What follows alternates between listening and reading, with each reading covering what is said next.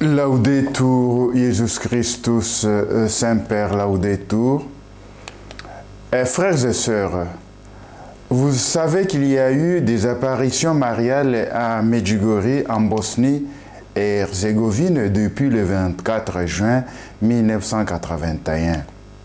La Gospa, donc la Sainte Vierge Marie, est apparue à 6 voyants qui sont Viska Ivankovic, Mirjana Dragicevic, Maria Pavlovic, Ivan Dragicevic, Ivanka Ivankovic, Jakovo Kolo. Les messages de Medjugorje sont un appel à la conversion, au retour à Dieu. Notre-Dame nous donne 5 cailloux ou armes pour vaincre Satan à la manière de Goliath qui avait vaincu le Philistin. Il s'agit donc, première arme, la prière, deuxième arme, le jeûne, troisième arme, la lecture quotidienne de la parole de Dieu, donc de la Bible, quatrième arme, la conversion, cinquième arme, l'Eucharistie, donc la messe. Pour affermir notre foi eschatologique et surtout nous préparer à la réalité des fins dernières, j'aimerais aujourd'hui vous parler du voyage au paradis, au purgatoire et en enfer de Viska et Jakov. C'est Viska qui nous livre le récit dans le livre Viska con Don Michele Barone a Medjugorje con Maria i segreti della Madonna che la Madonna mi ha affidato, Edizioni PM Milano 2015, des pages 111 à 115.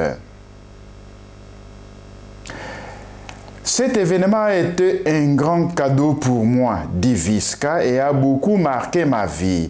Il s'est produit vers la fin de 1982. Je revenais de Chitluk avec Yakov et nous sommes allés chez lui. Qui est situé, sa résidence était située dans la même rue et en face de la maison de où Mirjana vit également aujourd'hui. Il était environ 15h20.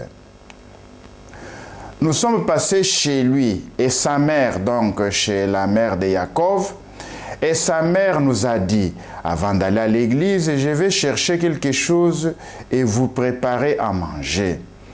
Nous avons répondu que c'était bien.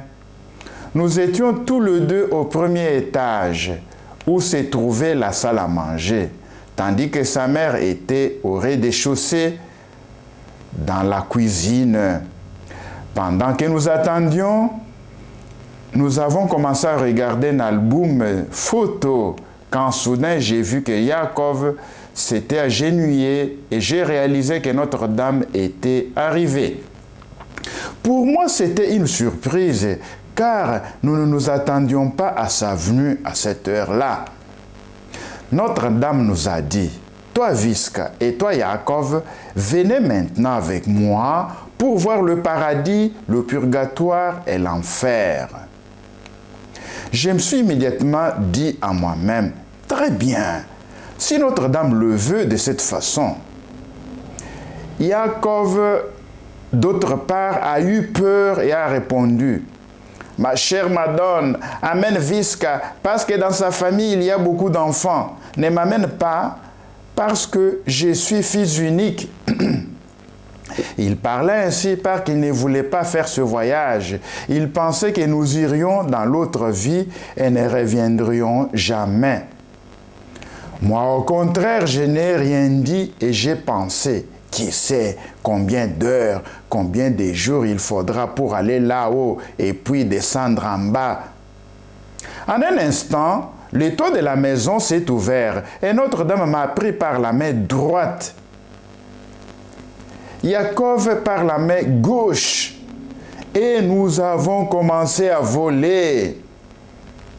Nous avons entrepris ce voyage non seulement avec l'esprit, mais aussi avec notre corps.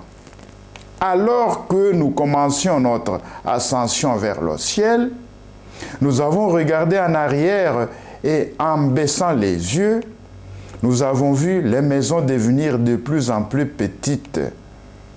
C'est arrivé comme quand vous prenez un avion et quand vous vous levez, les choses sur terre deviennent minuscules. Après quelques secondes, nous nous sommes retrouvés devant l'entrée du paradis où nous avons vu qu'il y avait une grande porte en bois qui était fermée, mais qui s'est ouverte toute seule quand nous nous sommes approchés. À côté de cette entrée, il y avait un petit homme, un peu trapu, avec des cheveux et une barbe. Et j'ai tout de suite compris que c'était Saint Pierre, parce qu'il tenait des clés dans ses mains. Nous sommes entrés.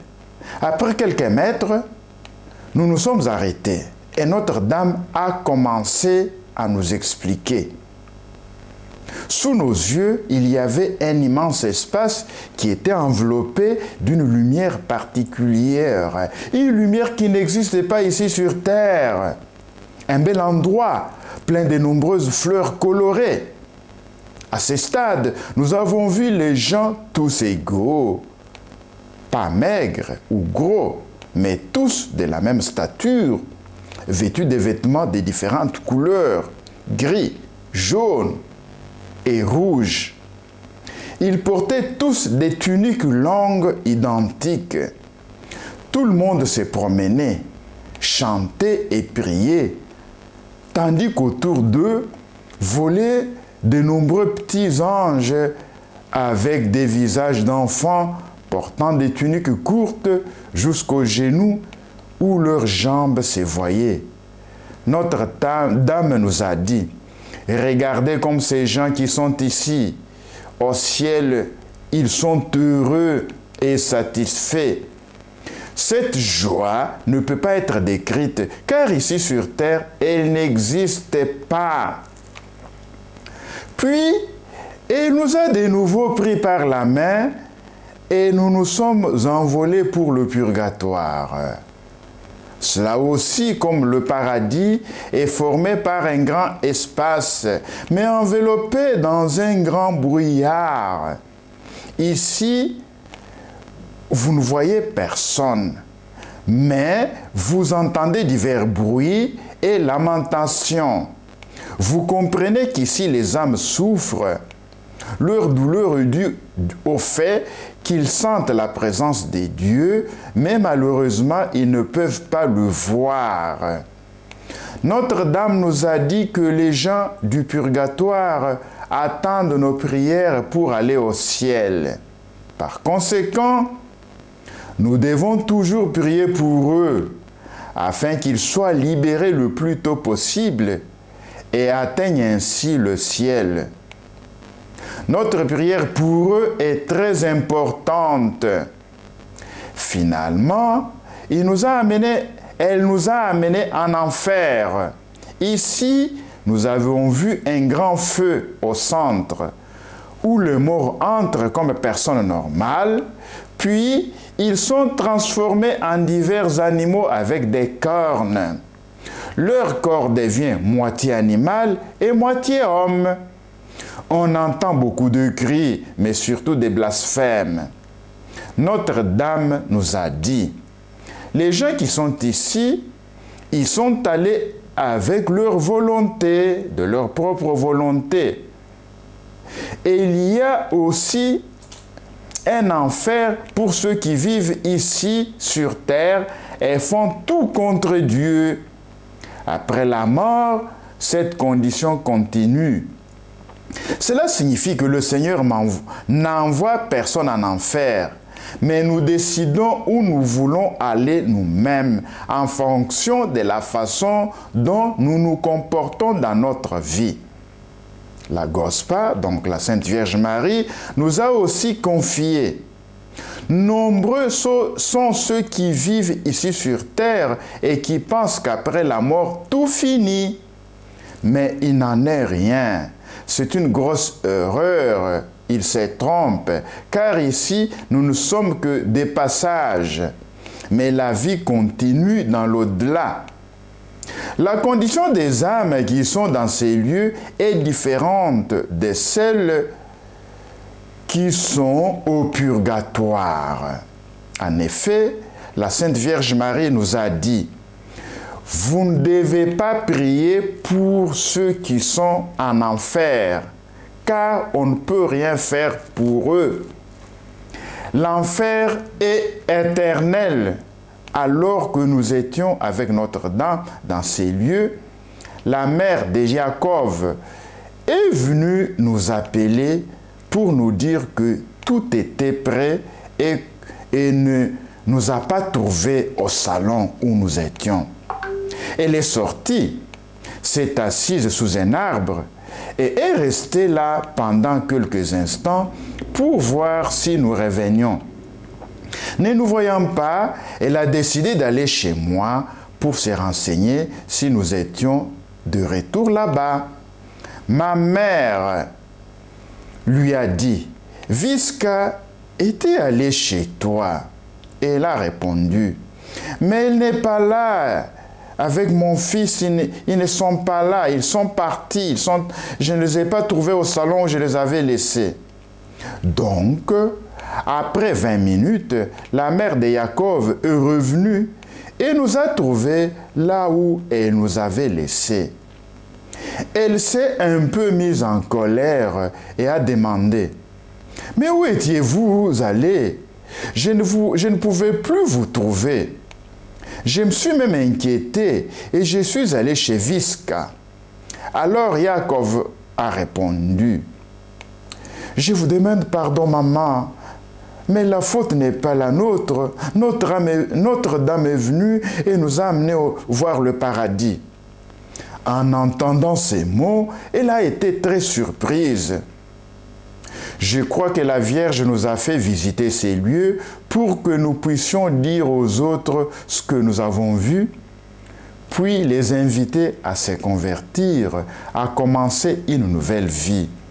Chaque jour, nous devons tous nous confier à Notre-Dame et au Seigneur, faire pénitence et vivre dans l'espérance, car ce n'est qu'ainsi que nous pourrons nous sauver de la damnation éternelle.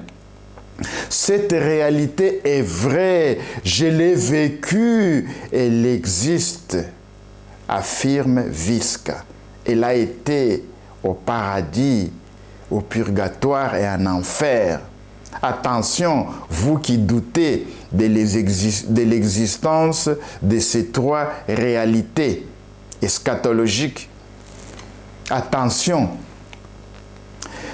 Terminons ce témoignage de Visca par la récitation de l'Ave Marie en latin.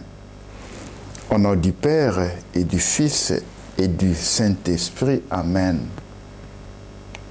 Ave Maria, gratia plena, Dominus tecum, benedicta tu in mulieribus, et benedictus fructus ventris tui, Iesus. Sancta Maria Mater Dei, ora pro nobis peccatoribus, nunc et in hora mortis nostre. Amen. Laudetur Jesus Christus, Saint-Père, laudetur.